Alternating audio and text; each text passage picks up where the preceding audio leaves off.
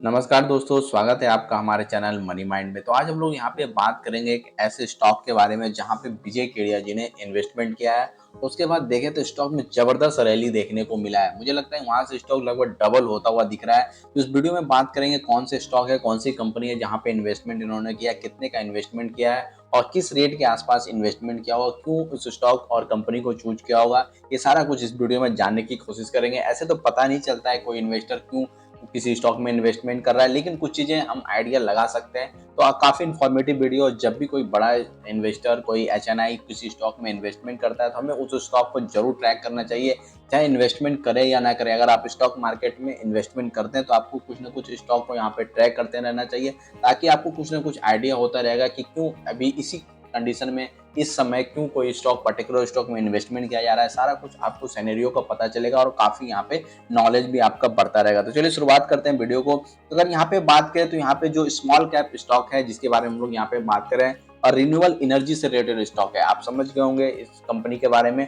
तो यहाँ पे अगर बात करें कंपनी के बारे में, उससे पहले आपसे रिक्वेस्ट होगा प्लीज चैनल को जरूर सब्सक्राइब करें। काफी कम सब्सक्राइबर हमारे चैनल पे है, जैसे आपसे रिक्वेस्ट होगा चैनल को सब्सक्राइब करें, वीडियो को लाइक करें, ताकि स्टॉक मार्केट और फाइनेंस रिलेटेड आपको जेन्युइन इन्फॉर्मेशन और लेटेस्ट अपडेट यहाँ पे मिलता रहे और मुझे भी इससे सपोर्ट मिलता रहेगा। चलिए यहाँ पे बात करते हैं कंपनी के बारे में। कंपनी का नाम शायद आपने लोग सुना होगा जरूर, वैबसोल एनर्जी सिस्टम, जो कि रिन्यूएबल सिस्टम में, रिन्यूएबल एनर्जी के सेगमेंट में कंपनी काम करने वाली है। पर यहाँ पे देखें तो यहाँ पे लगभग इन्होंने 1% का यहाँ पे इनके पास होल्डिंग है इस कंपनी का। और लगभग अगर देखें तो इन्होंने लगभग 392 मिलियन का यहाँ पे इन्वेस्टमेंट किया। लगभग यहाँ पे कह सकते हैं 40 करोड़ के आसपास का इन्वेस्टमेंट यहाँ पे इन्होंने किया है। और अगर देखें तो इनके पास पहले कोई इस कंपनी में कोई स्टेक नहीं था। यहाँ पे फ्रेश बाइंग यहाँ पे किया, जो कि काफी इंपॉर्टेंट हो जाता है किसी स्टॉक में। फ्रेश बाइंग कोई बड़ा इन्वेस्टर यहाँ पे करता हुआ दिख रहा है। अगर कंपनी के बारे में जाने तो इसके बारे में आपको पता होगा कि ये एनर्जी सिस्टम से, रिन्यूएबल एनर्जी सिस्टम से रिलेटेड कंपनी है।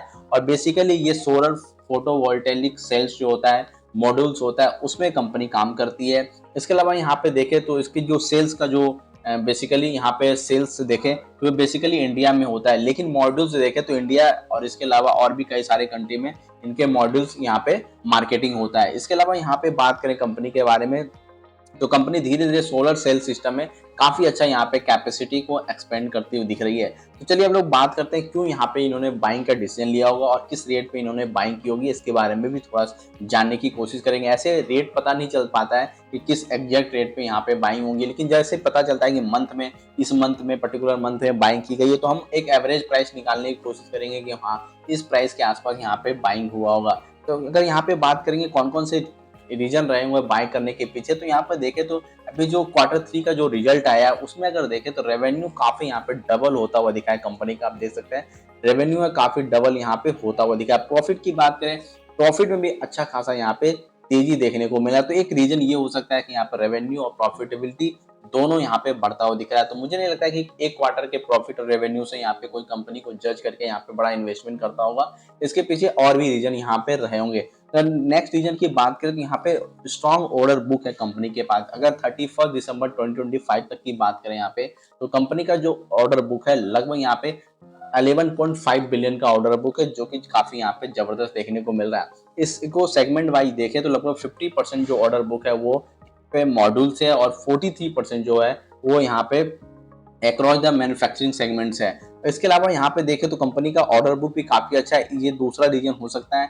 इसके अलावा यहाँ पे देखें तो कंपनी अगर देखें तो फेज मैन अपने जो सेल्स मैन्युफैक्चरिंग है उसे यहाँ पे यूटिलाइज करती हुई दिख रही है। और जो यहाँ पे फेज 1 का जो सेल्स यूटिलाइजेशन कैपेसिटी है लगभग वहाँ 97% तक यहाँ पे कंपनी पहुंच चुकी है। सेल लाइन 2 की बात करें यहाँ पे भी 54% यहाँ पे पहुंच चुकी है कंपनी। अपना अगर बात करें मॉड्यूल साइड में देखें तो कैपेसिटी यूटिलाइजेशन लगभग यहाँ पे 64% तक यहाँ पे इम्प्रूव हो चुका है Q3 के तक। और इसके अलावा यहाँ पे बात है तो कंपनी का मैनेजमेंट का कहना है कि इस कंपनी को इंटीग्रेटेड सोलर सेल्स और मॉड्यूल मैन्युफैक्चरिंग कंपनी बनाना है, यानी कि जो सोलर सिस्टम का पूरा सप्लाई चेन है उस पर कंपनी चाहती है पूरा कंट्रोल हो, यानी कि सारा चीज यहाँ पे कंपनी खुद इसको हैंडल कर सके। तो यहाँ पे देख सकते हैं जबरदस्त तरीके से कंपनी अपना एक्सपेंशन कर रही है। इसके अलावा देखे तो कुछ चीजें और भी कंपनी में अच्छा यहाँ पे होता हुआ दिखा है। अगर देखें तो यहाँ पे डेट भी कंपनी के पास काफी अच्छा खासा है, लेकिन यहाँ पे डेट धीरे धीरे यहाँ पे घटता हुआ दिख रहा है। अगर डेट टू इबिटा रेशियो की यहाँ पे बात करें यहाँ पे, तो पहले जो 0.6% के आसपास था, वो यहाँ पे अब 4.7 के आसपास 0.47 के आसपास हो चुका है। यानी कि डेट टू इबिटा रेशियो भी यहाँ पे डिक्लाइन होता हुआ दिख रहा है, यानी कंपनी धीरे धीरे अपने डेट को भी यहाँ पे कम करती हुई दिख रही है। ये तो यहाँ पे 2-3 रीजन हुए जिस वजह से यहाँ पे हो सकता है यहाँ पे खरीदारी का डिसीजन लिया होगा, लेकिन मार्च के मंथ में ही क्यों खरीदारी का डिसीजन लिया होगा और ये एक रिन्यूएबल एनर्जी के सेगमेंट में, इसके बारे में हम लोग यहाँ पे बात करेंगे। लेकिन पहले हम लोग बात करते हैं किस प्राइस के आसपास यहाँ पे बाइंग हुआ होगा। तो यहाँ पे देखें तो मार्च के मंथ में इन्होंने बाइंग किया है, और मार्च मंथ का लो अगर देखें जिसमें ये सारी चीजें, ये वॉर वाला जो क्राइसिस चल रहा था, उसके बाद सारे स्टॉक में गिरावट बड़ी देखने को मिली थी। तो यहाँ पे लो कंपनी स्टॉक का लगा था यहाँ पे लगभग 50 रुपीज के आसपास लो कंपनी का लगा था। और अभी अगर यहाँ पे स्टॉक का प्राइस अगर हम लोग देखने की कोशिश करें तो लगभग देख सकते हैं 106 रुपए के आसपास हो चुका है, यानी डबल हो चुका है। और जब से ये न्यूज आया है इस कंपनी के बारे में कि यहाँ पे विजय केडिया जी का इन्वेस्टमेंट इन्होंने किया है, उसके बाद स्टॉक में बहुत बड़ी तेजी यहाँ पे देखने को मिला। 52 वीक हाई की बात करें तो लगभग 160 रुपए के आसपास है, और अभी स्टॉक 106 रुपए के आसपास यहाँ पे चलता हुआ दिख रहा है। और बात करें यहाँ पे एवरेज प्राइस के बारे में बात करें तो मुझे लगता है कि ये लगभग ये मार्च के एंड में यहाँ पे खरीदारी की होगी, 15 लगभग मिड मार्च में। मुझे लगता है 70 रुपया और 60 रुपया 70 रुपया के बीच में यहाँ पे इन्होंने खरीदारी की होगी। एग्जैक्ट प्राइस तो निकल के नहीं आता है, लेकिन यहाँ पे मुझे लगता है कि 60 से 70 रुपया के आसपास यहाँ इन्होंने बाइंग की होगी। अगर यहाँ से भी देखें तो अच्छा खासा यहाँ पे स्टॉक में तेजी देखने को मिल चुका है, और यहाँ पे जबरदस्त तरीके से जब से ये न्यूज आया होगा उसके बाद और भी यहाँ पे स्टॉक में तेजी देखने को मिला।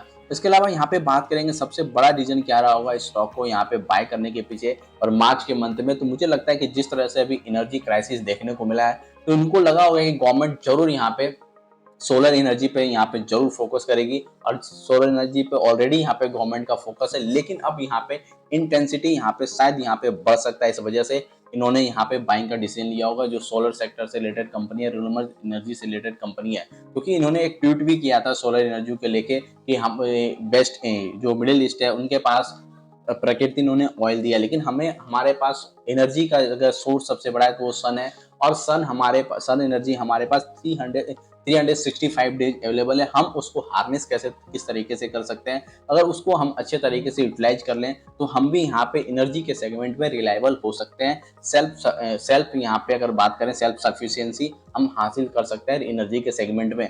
और मुझे लगता है इनका ट्वीट उस दौरान वॉर के दौरान देखने को मिला था, और इस वजह से मुझे लगता है कि ये गवर्नमेंट का भी फोकस है रिन्यूएबल एनर्जी के सेगमेंट में। इसलिए आप वॉर के बाद अगर देखें, जब से ये वॉर थोड़ा थोड़ा ठंडा हुआ है, उसके बाद जितने भी पावर स्टॉक है रिन्यूएबल एनर्जी से रिलेटेड स्टॉक है, सारे में यहाँ पे तेजी आते हुए दिखा है। यहाँ पे फिर से इस स्टॉक में भी तेजी देखने को यहाँ पे मिल रहा है। ऐसे आपका क्या कहना है इस स्टॉक के बारे में, कमेंट बॉक्स में जरूर बताएं। क्या स्टॉक यहाँ पे अच्छा खासा रिटर्न आने वाले टाइम में दे सकता है? आपको अच्छा स्टॉक लगता है जरूर कमेंट बॉक्स में बताएं। इन्फॉर्मेशन अच्छा लगा तो वीडियो को लाइक करें, और जाते जाते आपसे रिक्वेस्ट है प्लीज चैनल को सब्सक्राइब करके हमें सपोर्ट जरूर करें।